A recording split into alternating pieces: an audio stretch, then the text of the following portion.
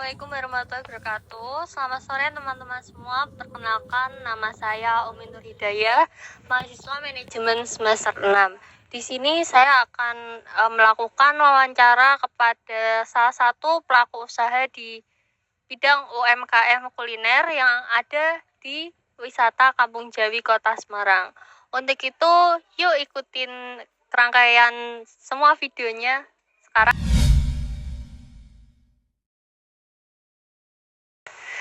Baik teman-teman, Assalamualaikum warahmatullahi wabarakatuh. Selamat sore semuanya. Di sini saya bersama Ibu Owner, pemilik usaha, salah satu pemilik usaha di bidang kuliner di Kampung Jawi. Selamat sore Bu. Ya, selamat sore.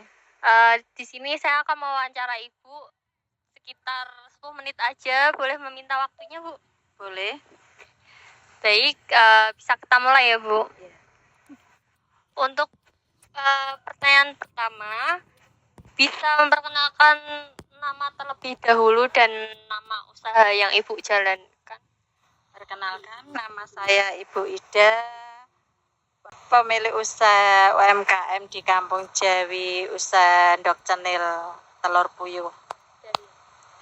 Oke, untuk lama usaha Ibu berdiri itu udah berapa lama? Sekitar 1 tahun, 2 tahun gitu? Dari tahun 2016, 2017 itu sudah berdiri. Berarti sekitar 10 tahunan ya Bu? Iya. Wow, lama sekali ya teman-teman. Saya kira hanya sekitar 1 tahun, 2 tahun.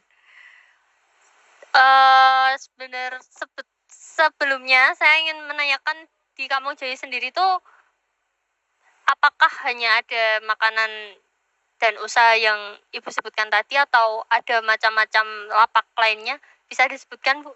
Ada di sini menu utama di Kampung Jawi itu sego berkat. Itu kalau orang desa itu berkat orang punya gawe. Itu sama getuk bakar. Itu salah satu menu utama di Kampung Jawi.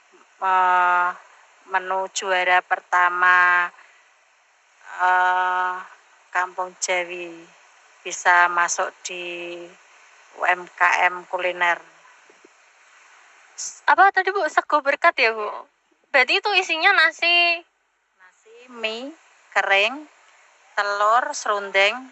Itu kalau orang desa bilang itu berkat orang Jawa. Terus ada soto, ada gendar pecel, ada apa ya, wedang jahe, ada gorengan, terus apa, es gempol juga ada. Banyak. Berarti cukup banyak sekali ya yang ada di Kampung Jawi ya Bu. Berarti tadi produk yang punya Ibu dan usaha Ibu tadi ndok cenil ya, sama telur gulung sama gandos. Ndok cenil itu memang nama citra mereknya Ibu atau emang sebutan dari sini? Itu kita cari sendiri. Kita mau jualan apa, kita cari yang unik. Itu kan ndok, itu kan telur puyuh itu kan kecil, jadi kita namain ndok cenil, telur puyuh kecil. Oh, lucu banget ya Bu. Untuk namanya sendiri tadi ndok cenil ya. Dari produk-produk yang Ibu sebutkan tadi tuh paling best seller dan paling dicari sama pengunjung tuh apa Bu?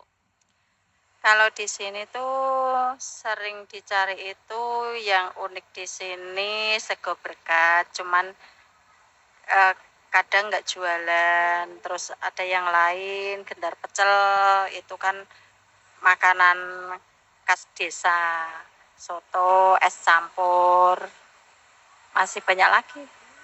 Kalau untuk produk Ibu sendiri dari yang udah disebutin ndok cenil, terus gandos, telur gulung gitu, yang paling laris itu apa? Kalau dulu itu dicarinya ndok cenil, itu kan masih penasaran ndok cenil itu apa. Nah, kalau udah tahu itu, oh ndok cenil itu ternyata telur puyuh dicetak gitu. Terus telur gulung biasanya buat cemilan. Paling laris ya itu ya Bu ya. Selanjutnya, bagaimana strategi promosi yang dilakukan untuk menarik pelanggan? Strategi mungkin dari promosinya tuh mulai dari online atau offline.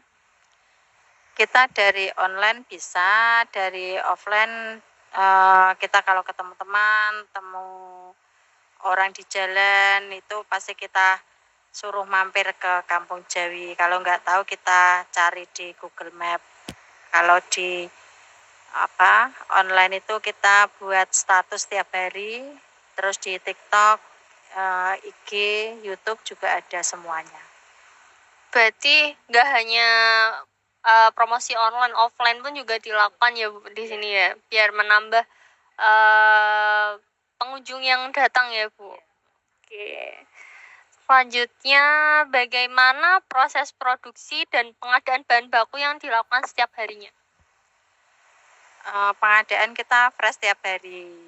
Jadi nggak ada kita buat tandon buat besok-besok itu enggak.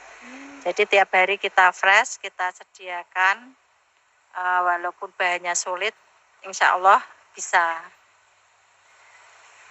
Berarti enggak barangnya tuh enggak yang kemarin dijual lagi gitu. Selanjutnya, apakah usaha ini tuh mampu memberikan keuntungan yang sesuai harapan dan bagaimana perkembangannya selama beroperasi di Kampung Jawi? Alhamdulillah mampu buat usaha ini untuk keluarga bisa, buat nyekolah ke anak juga bisa. Terus tapi kendala di sini itu nggak ramai seperti dulu. Mungkin persaingan lebih banyak. Oh, gitu ya Bu. Menyinggung tentang kendala tadi, itu yang paling sering dihadapin tuh apa aja selain kendala yang udah disebutkan tadi, dan rencana pengembangan ke depannya tuh mulai dari apa? Dari kendala itu. Ya, kita memperkenalkan produk kita, terus kita jaga kualitas, terus ya pokoknya kita tiap hari buat status aja. Kalau Kampung Jawi itu buka tiap hari mulai jam 5 sore sampai jam 10 malam. Terus nanti di sini kita live musik tiap hari juga ada kalau mau hiburan.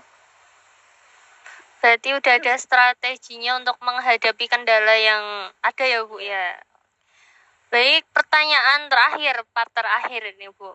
Sebagai pelaku usaha yang udah memiliki pengalaman menjalankan UMKM, adakah pesan atau motivasi yang ingin Ibu sampaikan kepada mahasiswa yang ingin memulai usaha sejak dini? Mungkin nggak hanya mahasiswa sih Bu, kepada anak-anak muda yang sekarang mindsetnya kan nggak berani memulai usaha gitu.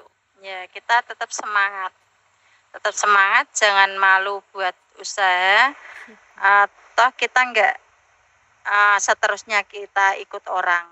Kita harus bisa memulai bisnis sendiri, kita usaha sendiri.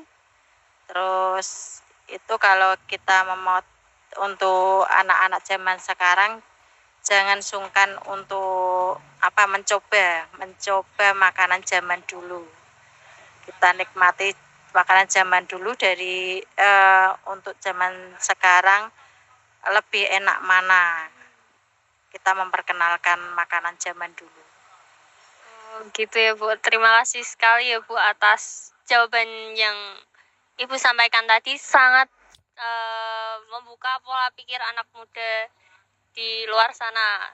Contohnya juga saya.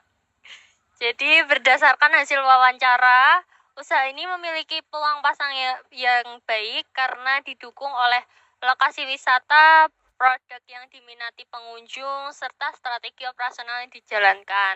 Namun tetap terdapat beberapa tantangan yang perlu diperhatikan untuk pengembangan usaha di masa mendatang. Terima kasih terhadap narasumber atas waktu dan informasinya ya Bu. Wassalamualaikum warahmatullahi wabarakatuh.